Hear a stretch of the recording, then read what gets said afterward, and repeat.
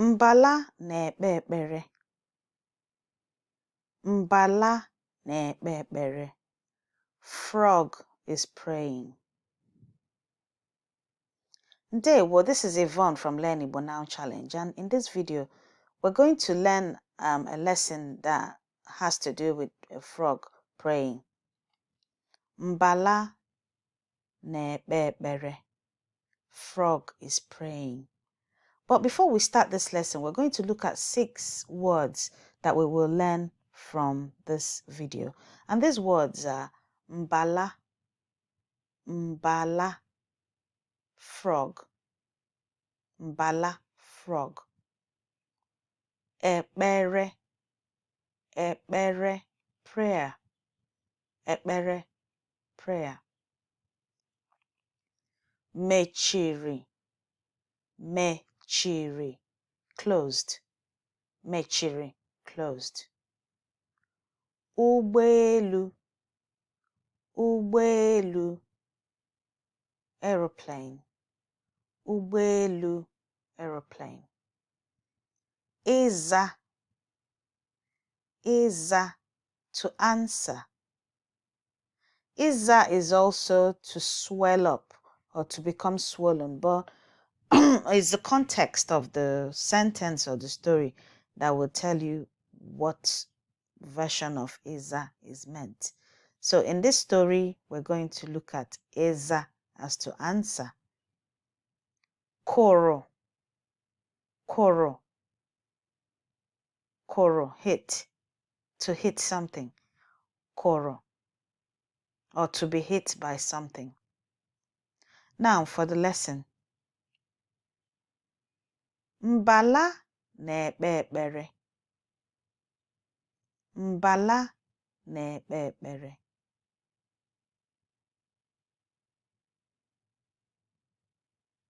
Mbala mechiri anya ya.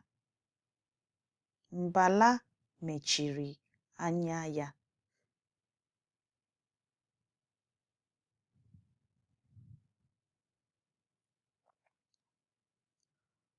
Ọ chọrọ ikpe ekpere. Ọ chọrọ ikpe ekpere.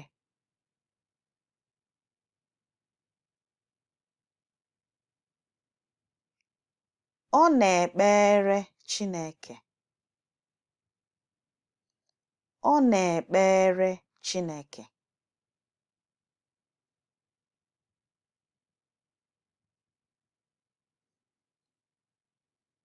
Chineke na-aza ekpere ya. Chineke na-aza ekpere ya.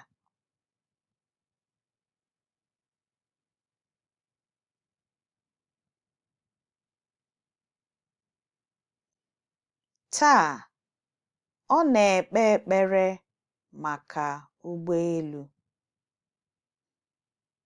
Taa, ọ na-ekpe ekpere maka ụgbọelu.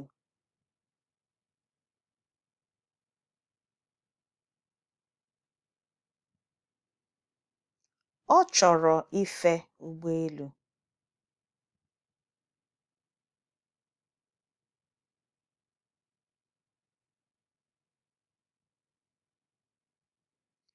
Ọ na-ekpesi ekpere ike.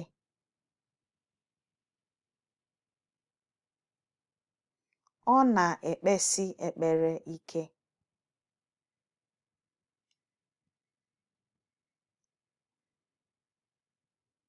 O nwere ihe kụrụ ya n'isi ugbu a.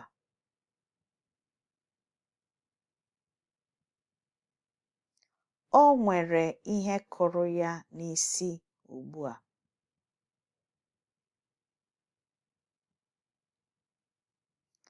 Ọ ụgbọelu akwụkwọ.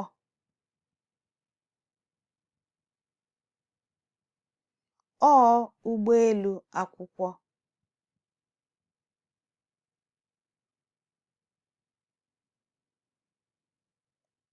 Nke a abụghị ụdị ụgbọelu ọ chọrọ.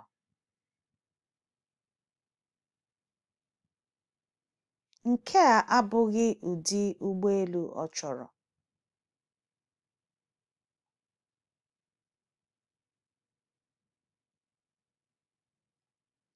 Ọ ka na-ekpesi ekpere ike.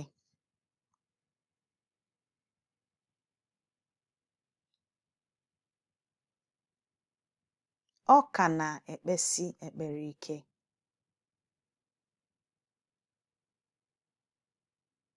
So that's the end of the lesson. And the words we've learned from this lesson are Mbala, Mbala, frog. Ekpere, ekpere, prayer.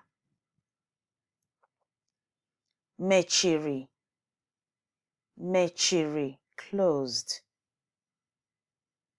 Ụgbọelu, ụgbọelu, aeroplane. Ịza, ịza, to answer.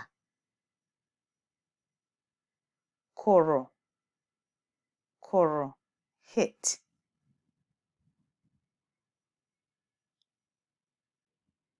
That's it for now. Ka o mesịa. See you soon.